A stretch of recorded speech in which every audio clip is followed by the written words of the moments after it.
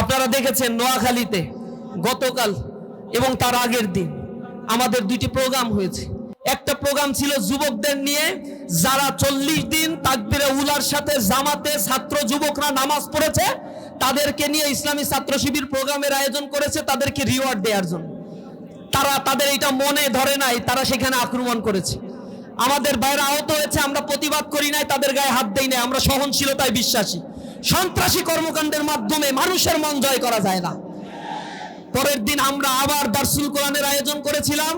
সেই মসজিদে যুবদল, বিএমপি এবং ছাত্রদল যৌথভাবে সেখানে আক্রমণ করে আমাদের কয়েকশো ভাইকে সেখানে আহত করেছে। তারা কোরআনের আন্দোলন আমরা করি, কোরআন শিক্ষার কাজ মসজিদের জন্য, কোন রাজনৈতিক দেউলিয়াত্মপনা সংগঠনের জন্য মসজিদ নয়। এই মসজিদগুলোতে যখন এর আগে আমরা দারসুল কোরআনের আয়োজন করতাম, যুব শ্রেণীকে কোরআন শিখাতাম, তখন ওই ফ্যাসিবাদদেরকে দেখতাম পুলিশ নিয়ে এসে আমাদেরকে গ্রেফতার করতে। মসজিদ থেকে আমাদেরকে গ্রেফতার করার পরে সন্ত্রাস বিরোধী আইনে আমাদেরকে মামলা দেয়া হতো। আমাদেরকে বলা হতো আমরা নাকি দেশদ্রোহী, আমরা নাকি সন্ত্রাস, কারণ আমরা কোরআনের কথা বলি। আর আরেক সন্ত্রাসী গোষ্ঠী এখন আবার কোরআনের বিরুদ্ধে নব্য ফ্যাসিবাদের প্রতিধ্বনি হয়ে তাদের জন্ম বাংলাদেশে হচ্ছে, আমরা দেখতে পাচ্ছি। জনগণ যাদেরকে বিতাড়িত করেছে তা থেকেও তারা শিক্ষা নেয়নি। এই শিক্ষা না নেওয়ার পেছনে তাদের মূল কারণ আমরা যা মনে করি, তাদের দলের মধ্যে ইউনিয়ন পর্যায় পর্যন্ত আওয়ামী ফ্যাসিবাদের পুনর্বাসনের সকল প্রচেষ্টা তারা করেছে। প্রতিটি ক্যাম্পাসে তারা যে কমিটি দিয়েছে, তারা আমাদেরকে বলে গুপ্ত, আমাদেরকে বলে রাজাকার, আবু বদর, আশামস, মিথ্যা প্রোপাগান্ডা ছড়িয়েছে। আমরা তাদের প্রোপাগান্ডার জবাব না দিয়ে আমাদের কোরআনের বাণীগুলো ছাত্রদের কাছে কাছে আমরা গিয়ে গিয়ে পৌঁছে দেওয়ার জন্য চেষ্টা করেছি। আপনারা দেখেছেন বিশ্ববিদ্যালয়গুলোতে আজকে নির্বাচন হয়েছে, প্রতিটা বিশ্ববিদ্যালয়ে ছাত্ররা ইসলামী ছাত্র শিবিরের উপর তারা আস্থা রেখেছে।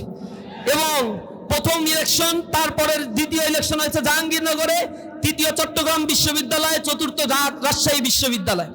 একটা বিশ্ববিদ্যালয়ের পরে আর একটা বিশ্ববিদ্যালয়ে ইলেকশন হলে পূর্বের চাইতে আরো ভালো ফলাফল ইসলামী ছাত্র শিবির পরের বিশ্ববিদ্যালয় করেছে। রাজশাহী বিশ্ববিদ্যালয়ে 17টা হল আছে, 17টা হলের মধ্যে ছেলেদের 11টা হল, 11টা হলেই বিপি, জিএস, এজিএস সহ নিরঙ্কুশভাবে ইসলামী ছাত্র শিবিরের প্যানেল বিজয় অর্জন করেছে। এখন শিক্ষার্থীদের মধ্যে, শিক্ষিতদের, তরুণদের মধ্যে ইসলামী ছাত্র শিবির ইসলামের প্রতি জানার আগ্রহের পরিমাণ বেড়ে গিয়েছে। এই নির্বাচনগুলো হওয়ার পরে তারা এখন এত রাজনৈতিকভাবে দেউলিয়া হয়েছে, তারা এখন বলে এইসব নির্বাচন ছাত্র সংসদ নির্বাচন জাতীয় নির্বাচনে কোনো প্রভাব ফেলে না। অথচ বাংলাদেশের স্বাধীনতার পরে যে কয়টা ছাত্র সংসদ নির্বাচন হয়েছে, ঢাকা বিশ্ববিদ্যালয়ে যারা ছাত্র সংসদ নির্বাচনে বিজয় অর্জন করেছে, পরবর্তীতে দেখা গিয়েছে সেই সমমনা শক্তি পরবর্তীতে বাংলাদেশের রাষ্ট্র ক্ষমতায় গিয়েছে। বাংলাদেশের মানুষ এখন আর বোকা না, তাদেরকে আর ভুল বুঝিয়ে ঘুম পাড়ানি মাসি পিসির গল্প শুনিয়ে এরপরে রাষ্ট্র ক্ষমতা দখল করে আর উন্মুক্ত লুটপাট, হত্যাযজ্ঞ, খুন খারাপির রাজত্ব বাংলাদেশে আর চলবে না। তাদের চরিত্র বাংলাদেশের মানুষ দেখে ফেলছে। তারা গণ অভ্যুত্থানে তাদের কয়জন মারা গেছে এই সংখ্যাটা তারা তো ভুলভাল বলে।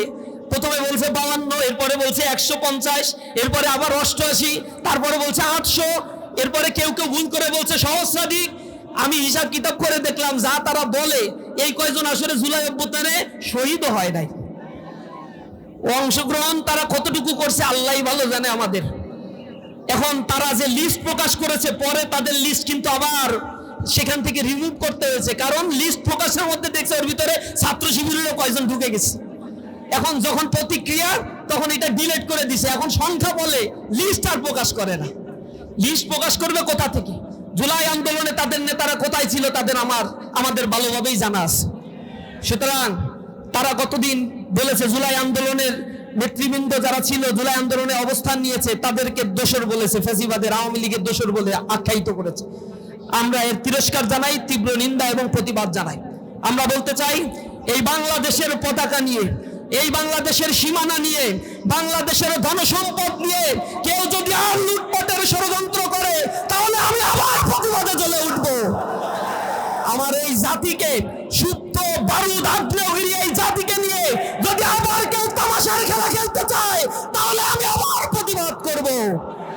আমরা জীবন দিতে শিখেছি, যে জাতি জীবন দিতে শিখেছে তাদেরকে আর কেউ পিছনে হাঁটাতে পারবে না।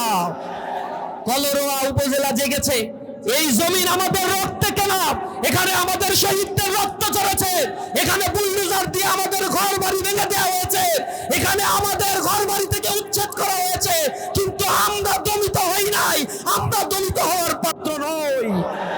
আমরা জেগে উঠবো ইনশাআল্লাহ। উষার দুয়ারে হানি আঘাত, আমরা আনিব রাঙা প্রভাত, আমরা টুটাবো তিমির রাত, বাধার বিন্ধ্যাচল। আমরা অন্ধকার বিদূরিত করে দেওয়ার জন্য আমরা মানসিকতায় সেই খোদার বাণী লালন করে আমরা আমাদের জীবনকে গড়ে তুলি। এজন্য তরুণ যুবকেরা প্রতিটা আন্দোলনে বাংলাদেশকে গড়ে তুলেছে, পৃথিবীর মানচিত্র তরুণ যুবকেরা পরিবর্তন করে দিয়েছে। আজকে আমরা শপথ নিতে হবে, মানুষের কাছে দ্বীন ইসলামের কথাগুলো বলবো। ওরা হিংসা ছড়াবে, ওরা কোটি কোটি টাকা লুটপাট করেছে নির্বাচনে, সেগুলো অপব্যয় করবে। ফ্যাসিবাদ আওয়ামী লীগ চলে গেছে, তাদের প্রেতাত্মা যারা এখনো বিদ্যমান রয়েছে তাদের পিছনে তারা টাকা ঢালবে।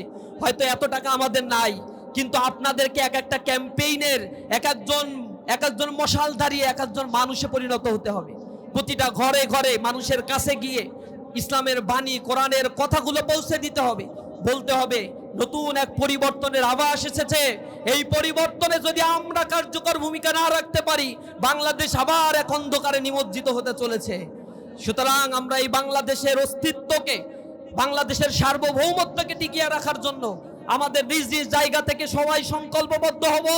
আগামীর ফেব্রুয়ারির নির্বাচনে বাংলাদেশ এক নতুন সূর্যের উদয় হবে ইনশাআল্লাহ।